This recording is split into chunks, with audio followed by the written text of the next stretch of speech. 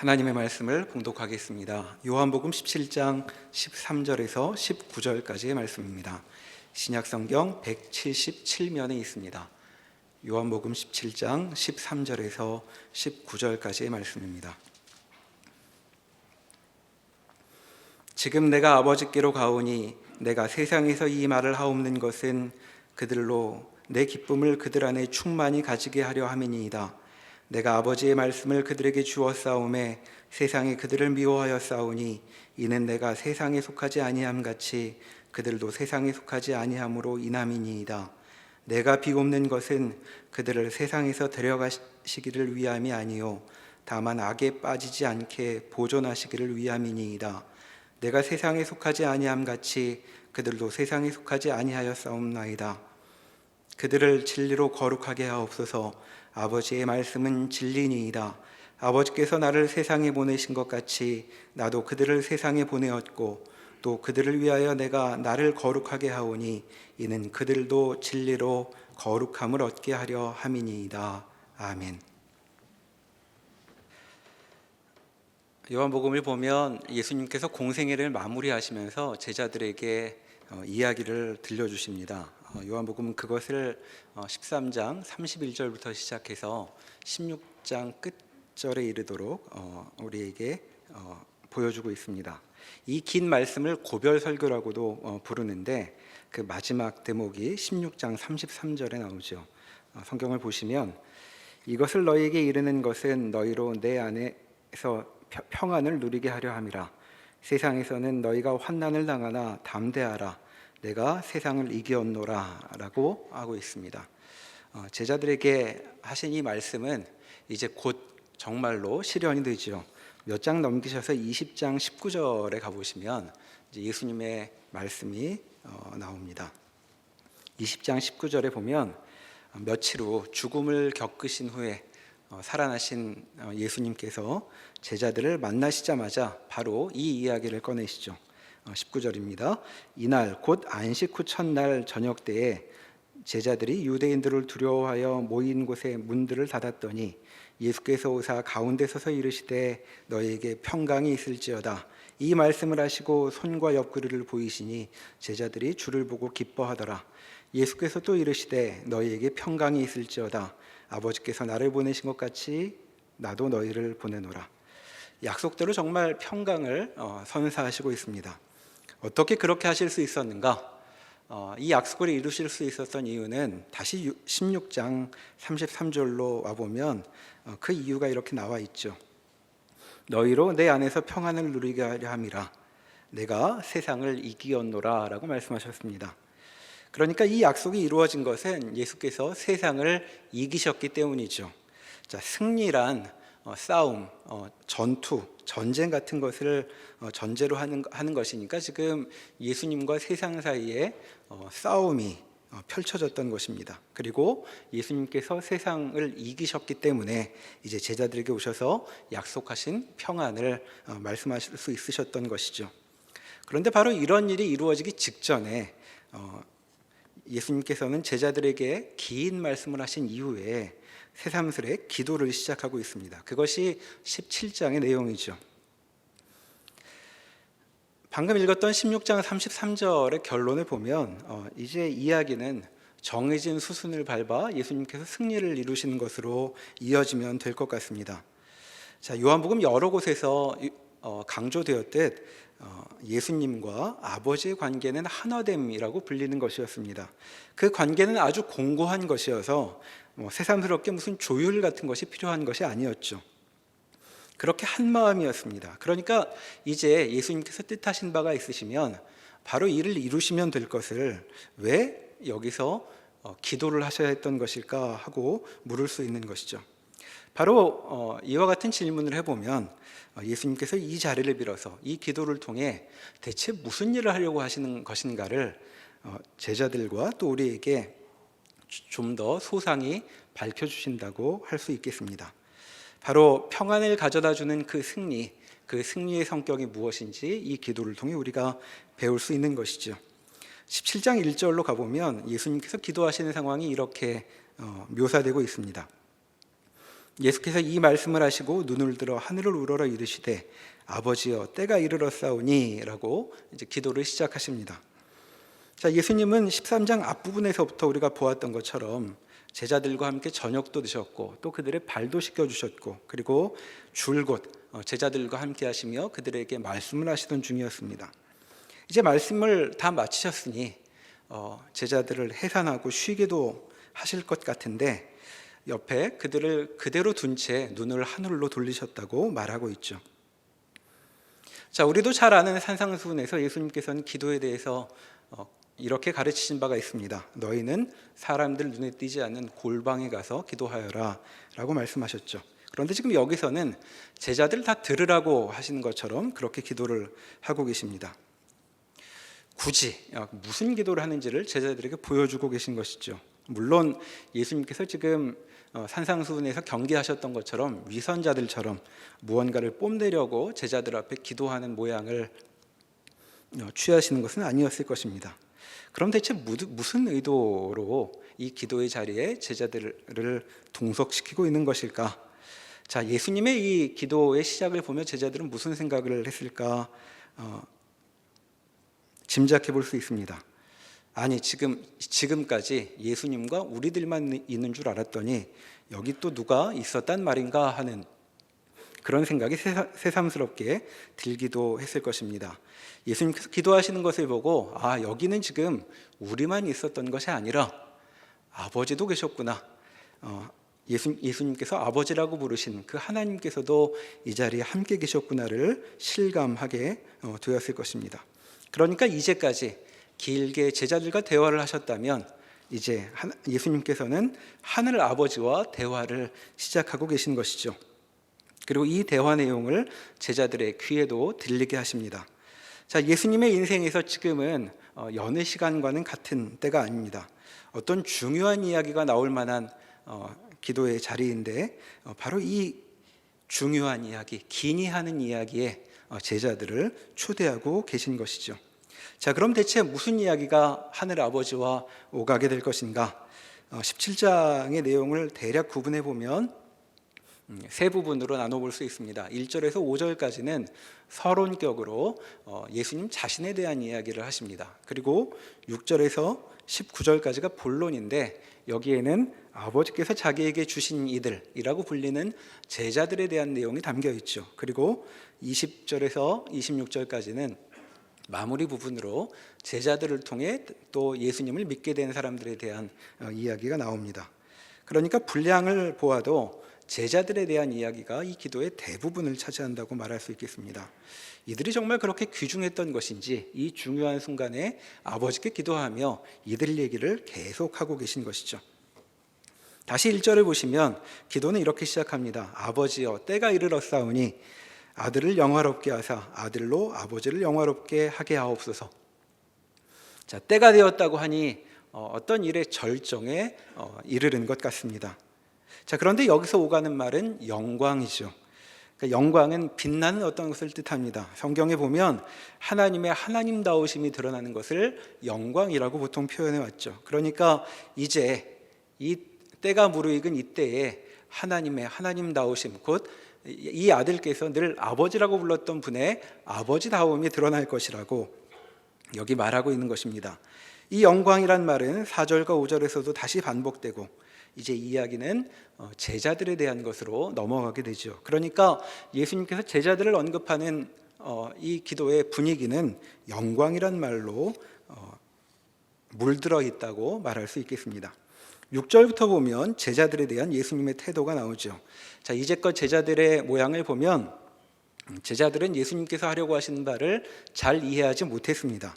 앞에 16장 30절에서도 보면 제자들은 예수님께서 긴 말씀을 마치신 후에 예수님께서 하나님으로부터 나오셨다는 것을 이제야 알겠습니다 라고 예수님께 말씀을 드리죠.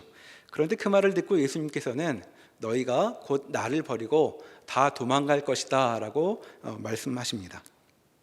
그리고 그에 앞서서도 베드로가 예수님을 3번 부인할 것이라고 예수님께서 말씀하셨던 적이 있죠. 자, 이런 사람들이 예수님 곁에 있는 제자들인데 지금 제자들에 대해 예수님께서 뭐라고 하시나 볼 수 있습니다. 6절에 보면 이렇게 말씀하시죠. 그들은, 제자들입니다, 아버지의 말씀을 지키었나이다. 또 7절에도 보면 지금 그들은 아버지께서 내게 주신 것이 다 아버지께로부터 온 것인 줄 알았나이다. 예수님이 누구인지를 이들은 알고 있다는 것입니다. 또 8절에도 보면 이들은 내가 전한 말씀을 받고 내가 아버지께로 나온 줄을 참으로 아오며 아버지께서 나를 보내신 줄도 믿었사옵나이다 라고 말하고 있습니다. 제대로 알고 잘 믿고 있다고 말씀하고 있는 것이죠. 칭찬 일색의 말씀입니다. 우리도 다 알듯이 제자들이 대체 한 게 뭐가 있나 이런 생각이 듭니다. 예수님의 가르침도 제대로 이해하지 못했고 또 예수님을 향한 충성이나 의리 같은 것도 자신할 수 없었던 사람들이죠. 그런데도 예수님은 이들이 제대로 알고 제대로 믿고 말씀도 지켰다고 그렇게 칭찬하고 있습니다. 지금 제자들은 분에 넘치는 칭찬을 받고 있는 중이죠. 예수님은 대체 제자들을 떠올리시며 왜 이리 뿌듯해하시는 것일까 하는 생각까지 듭니다. 이 말씀이 진심이라면 제자들을 쳐다보는 예수님의 눈은 사랑 가득한 그런 느낌이었을 것이라고 우리는 생각해 볼 수 있죠. 아버지가 주신 자들을 이렇게 힘껏 높이시고는 9절부터 이들을 위해 기도하시기 시작합니다. 내가 그들을 위하여 비옵나니라고 하고 간구의 내용이 나오죠. 물론 이 기도는 말만 번지르르한 형식적인 말은 아닐 것입니다. 10절에도 내가 그들로 말미암아 영광을 받았나이다 라고 말씀하고 있죠. 그러니까 지금 예수님께서는 기쁨에 차서 고마움까지 느끼면서 제자들을 떠올리며 하나님께 간구하고 있는 것입니다. 무엇을 위해 비시는가? 11절과 12절에 간구의 내용이 이렇게 나옵니다. 나는 세상에 더 있지 아니하오나 그들은 세상에 있사옵고 나는 아버지께로 가옵나니 거룩하신 아버지여 내게 주신 아버지의 이름으로 그들을 보존하사 우리와 같이 그들도 하나가 되게 하옵소서. 내가 그들과 함께 있을 때에 내게 주신 아버지의 이름으로 그들을 보존하고 지키었나이다. 예수님은 이제껏 이들을 귀하게 여겨서 보존하고 지켜오셨습니다. 이제부터는 아버지께서 이들을 보존해달라고 그렇게 간구하고 계시죠. 보존해 주십시오라고 말하는 걸 보면 이 간구가 없다면 멸종이라도 당할 것 같은 그런 위기를 느끼게 됩니다. 대체 이들이 있는 곳이 어떤 곳이기에 이런 기도까지 필요한 것일까? 이들은 지금 세상에 있습니다.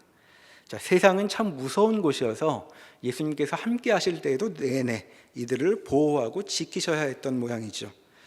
외국 어떤 나라는 치안이 굉장히 안 좋아서 아이를 학교에 보낼 때 아이가 혼자 학교 가게 하면 아이를 거의 내버리는 것과 마찬가지라고 하는 기사를 본 적이 있습니다.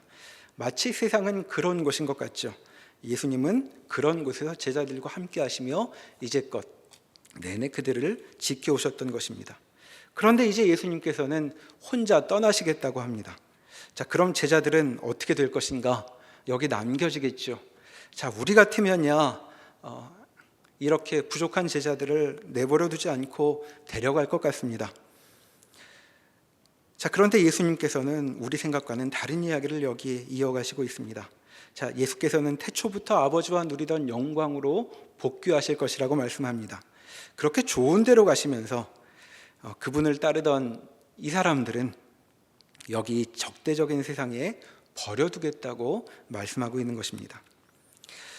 이상스럽게도 예수님은 이들을 여기 이곳에 남기시면서 이들이 여기서 기쁨을 누리게 될 것이라고 말씀하시죠. 13절에 보면 지금 내가 아버지께로 가오니 내가 세상에서 이 말을 하옵는 것은 그들로 내 기쁨을 그들 안에 충만히 가지게 하려 함이니이다 라고 말씀합니다. 아무리 기쁨이 있어도 그렇지 이런 곳에 놔두다니 대체 무슨 말씀이신가 하는 생각이 듭니다. 예수님의 기도를 이어서 보면 절대 여기서 이들을 빼내지 않을 것이라는 사실을 분명히 하시죠. 15절에 보면 내가 비옵는 것은 그들을 세상에서 데려가시기를 위함이 아니오 다만 악에 빠지지 않게 보존하시기를 위함이니이다 라고 못을 박듯 말씀하십니다. 세상에서 데려가기를 원하지 않으신다고 합니다. 귀한 자들이라는데 왜 이렇게 하시는가? 그런데 내용이 이뿐이 아닙니다. 이어지는 내용을 보면 이들이 이 세상에 있게 될 때에 이들을 통해서 예수님을 믿게 될 사람들이 생겨날 것이라고 말하죠. 그런데 이 사람들도 제자들과 마찬가지로 이 세상 가운데 머물게 될 것이라고 말씀하고 있습니다. 자, 제자들은 이렇게 자신들을 통해 예수께로 돌아온 자들과 함께 하나가 될 것이라고 말씀하시죠. 그리고 아버지와 아들이 하나였던 것처럼 이들도 그분들과 하나 되어 그분들의 사랑을 받게 될 것이라고 21절 이하에서 말씀하고 있습니다.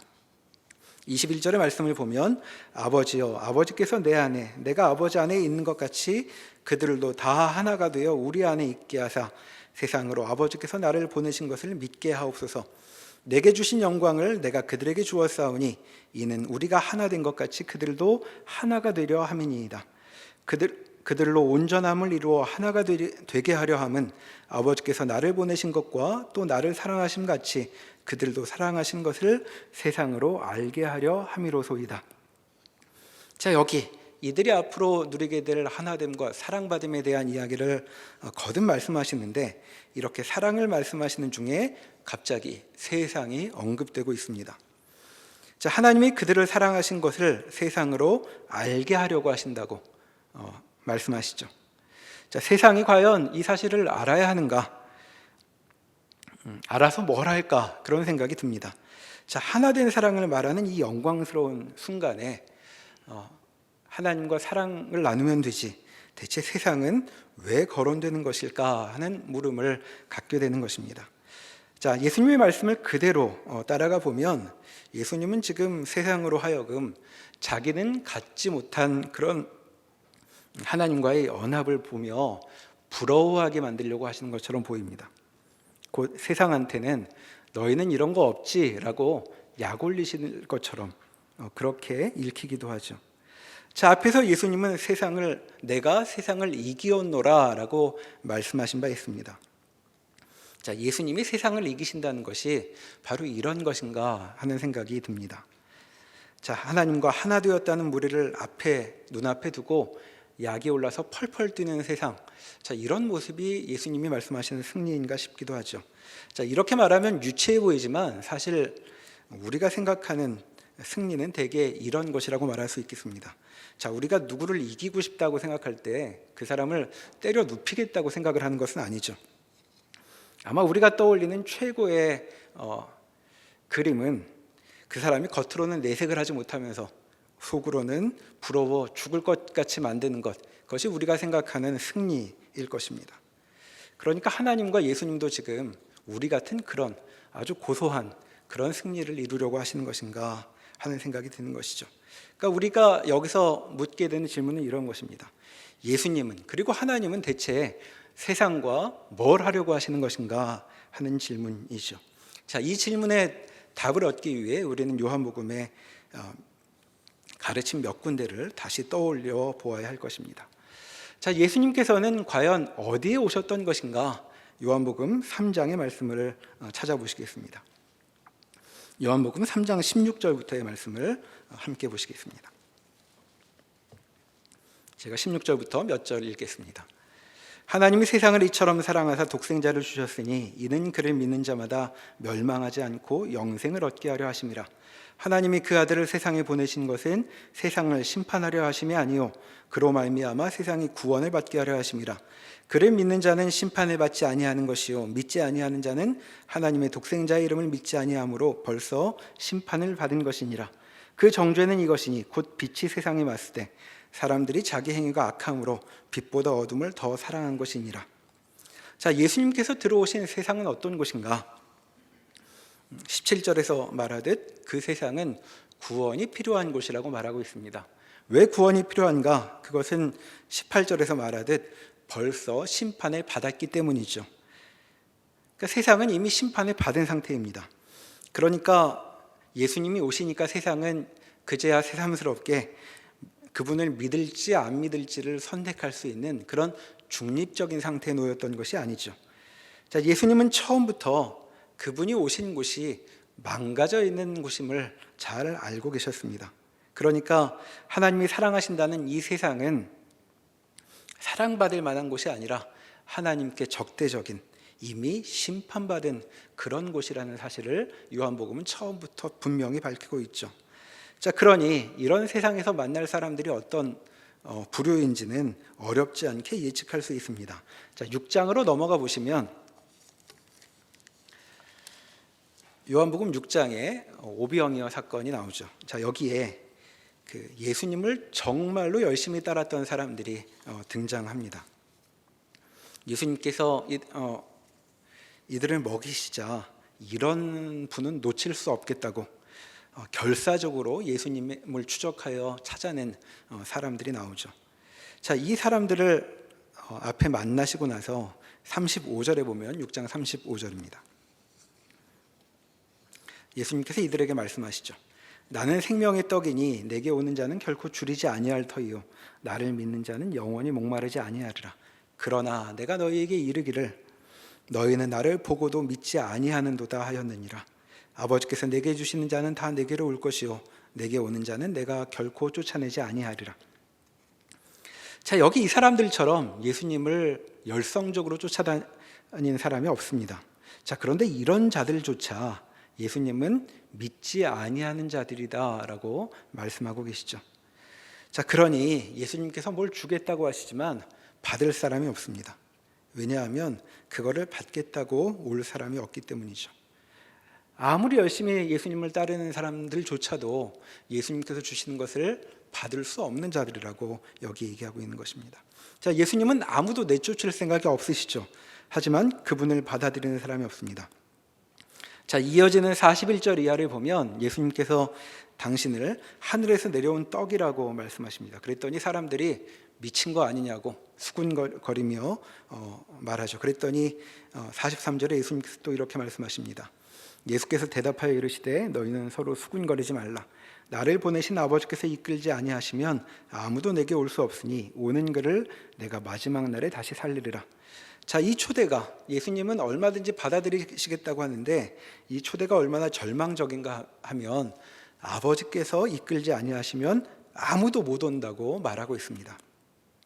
그러니까 하나님의 역사가 없이는 절대로 자기 뜻대로는 돌아오지 않을 청중이 예수님 앞에 있었던 것이죠. 자, 그런데도 51절에 예수님께서는 이들에게 말씀하십니다. 나는 하늘에서 내려온 살아있는 떡이니 사람이 이 떡을 먹으면 영생하리라. 내가 줄 떡은 세상의 생명을 위한 내 살이니라 라고 하십니다. 자, 들을 사람 하나 찾을 수 없을 만큼 상황이 절망적인데도 예수님은 세상을 향한 팔을 거두지 않겠다고 말씀하고 있는 것이죠. 자, 이런 자들에게 예수님은 대체 무엇을 하실 수 있는가? 한 장 넘기셔서 5장으로 가보시면 예수님께서 행하신 사례가 한 가지 나옵니다. 거기 보면 40년 가까이 병으로 앓아 제대로 운신도 못하는 사람을 예수님께서 만나시죠. 자, 누워있는 모양을 보시고 예수님께서 그가 어떤 사람인지 알아채십니다. 6절에 보면 그가 오랫동안 병으로 앓아온 것을 알아보시고 대뜸 그에게 말씀하시죠. 내가 낫고자 하느냐? 자, 38년 된 이 병자는 지금 그의 고통 깊숙한 곳으로 들어오신 분과 눈을 마주쳤던 것입니다. 그럼 대체 누구를 고치셨던 것일까? 5장 13절 이하에 보면 낫게 해주셨던 이 사람을 예수님께서 다시 만나셔서 이렇게 말씀하시죠. 5장 13절입니다. 고침을 받은 사람은 그가 누구인지 알지 못하니 이는 거기 사람이 많음으로 예수께서 이미 피하셨습니다. 그 후에 예수께서 성전에서 그 사람을 만나 이르시되 보라 내가 나았으니 더 심한 것이 생기지 않게 다시는 죄를 범하지 말라 하시니 그 사람이 유대인들에게 가서 자기를 고친 이는 예수라 하니라. 자, 다시는 죄를 범하지 말라. 자, 이 사람의 오랜 고통의 원인이 무엇이었는지 여기 나오고 있습니다. 자, 예수님께서 지금 이 세상에 와서 고쳐주셨던 이 사람은 바로 죄인이었던 것이죠. 자, 스스로 자기 삶을 망가뜨렸던 사람에게 예수님께서 찾아오셨던 것입니다. 자, 그런 이에게 무엇을 하시는가? 여기 회복을, 생명을 건네시고 있죠. 자, 이것이 죄를 지어 심판을 받은 세상에 예수님께서 선사하시고 있는 것입니다. 자, 이와 같은 세상을 향한 예수님의 태도를 염두에 둔다면 요한복음 앞에 나와 있는 1장의 말씀을 좀 새로운 느낌으로 읽을 수 있게 되죠. 요한복음 1장으로 가보시겠습니다. 자, 1장 1절 이하에 보면 태초에 계셨던 말씀에 대한 이야기가 나오고 있습니다. 자, 그 말씀은, 말씀이라 불리는 분은 태초부터 하나님과 함께 계셨던 분인데 만물이 그로 말미암아 지어졌다고 말하죠. 그리고 만물에게 빛이 될 생명을 품고 계신 이였다고 말하고 있습니다. 자, 그 빛이 세상에 들어왔다 하고 요한복음 처음부터 선언하죠. 4절 이하를 읽어보면 이렇게 되어 있습니다. 그 안에 생명이 있었으니 이 생명은 사람들의 빛이라. 빛이 어둠에 비치되 어둠이 깨닫지 못하더라. 자, 만물을 지으시니가 세상 가운데 왔습니다. 그러나 세상은 인정하지 않죠. 자, 세상과 이 빛의 만남에 대해 9절 이하에서 이렇게 이어서 묘사하고 있습니다. 참빛 곧 세상에 와서 각 사람에게 비추는 빛이 있었나니 그가 세상에 계셨으며 세상은 그로 말미암아 지은 바 되었으되 세상이 그를 알지 못하였고 자기 땅에 오매 자기 백성이 영접하지 아니하였다라고 말하고 있습니다. 자, 말씀이 빛으로 이 땅에 오셨으나 세상은 그를 알아보지 못합니다. 자, 빛이 자기 땅에 오셨지만 세상은 알아보지도 못할 뿐더러 오히려 거부하기까지 하죠. 그래서 요한복음 내내 우리에게 알려주고 있는 것이 무엇이냐 하면 빛이신 예수께서 세상에 다가가실 때마다 예수님은 죽음에 접근하시게 되는, 죽음의 위협 가운데 놓이시게 되는 것을 우리에게 보여주고 있습니다. 자, 그렇게 거부하는 세상은 과연 어떻게 될 것인가? 12절부터 이렇게 그 세상의 운명에 대해 말하고 있죠. 영접하는 자 곧 그 이름을 믿는 자들에게는 하나님의 자녀가 되는 권세를 주셨으니 이는 혈통으로나 육정으로나 사람의 뜻으로 나지 아니하고 오직 하나님께로부터 난 자들이니라. 말씀이 육신이 되어 우리 가운데 거하심에 우리가 그의 영광을 보니 아버지의 독생자의 영광이요 은혜와 진리가 충만하더라. 자, 하나님께서는 세상의 이 거부를 결론으로 삼지 아니하시고 출발점으로 삼으셨다, 이렇게 말하고 있습니다. 그래서 그분의 신비한 역사를 계속해 가시기로 하죠. 그래서 도무지 그럴 만한 이유가 없는데도 이상스럽게도 이 세상 가운데 하나님의 자녀들이 생겨나게 됩니다. 자, 이 사람들이 누구인가? 바로 14절에서 말하는 우리입니다. 말씀이 육신이 되어 우리 가운데 거했다고 말할 때 이 우리는 누구인가? 바로 돌아온 세상이라고 말하게 되는 것입니다. 자, 심판 아래 있던 세상의 일부가 그분을 알아보게 되고 그분 때문에 탄성을 지르고 있습니다. 말씀이 육신이 되어 우리 같은 존재에게도 거하셨다라는 것이죠. 우리는 세상이었는데 세상인 우리가 그의 영광을 보니 아버지의 독생자의 영광이 이곳에 있었고 은혜와 진리로 이 세상이 충만하여졌다라고 탄성을 지르는 것입니다. 16절에서도 그렇게 이야기하죠. 우리가 다 그의 충만한 데에서 받으니 은혜 위에 은혜로라 라고 말하고 있습니다. 자, 세상은 무엇이었는가? 예수님께 세상은 무엇이었는가? 예수님에게 세상은 적이 아니었습니다. 하나님과 하나 된 이들이 이 세상 속에 있게 된 것은 세상으로 하여금 박탈감이나 소외감을 느끼게 하기 위한 것이 아니었죠. 하나님의 마음이 이 세상을 향하여 있습니다. 그 세상에게 하나님의 사랑이 여전히 드리워져 있다고 예수님께서 보여주려고 하십니다. 세상 가운데 사랑이라는 것이 정말 우리에게도 있구나를 보여주시기 위해 이 땅에 오셨던 것이죠. 그러니까 지금 예수님께서는 제자들을 내버려 둔 채 혼자서만 이 지긋지긋한 세상을 떠나시겠다고 말씀하시는 것이 아닙니다. 세상 한가운데에 당신의 사랑을 먼저 받은 세상의 일부를 남겨 이 세상 가운데 당신을 심어두신 것이라고 말씀하고 있는 것이죠. 자, 왜 그러셨는가? 하나님은 이 세상이, 하나님께서 사랑하시는 이 세상이 사랑 없는 곳이 되지 않게 하려고 이 일을 벌이고 계신 것입니다. 자, 예수님은 이제 심한 싸움 끝에 승리를 거두실 것입니다. 내가 세상을 이기었노라 라고 말씀하셨죠. 과연 무슨 싸움을 하신다는 것인가? 무엇과 싸우겠다고 하시는 것인가? 우리는 다시 묻게 됩니다.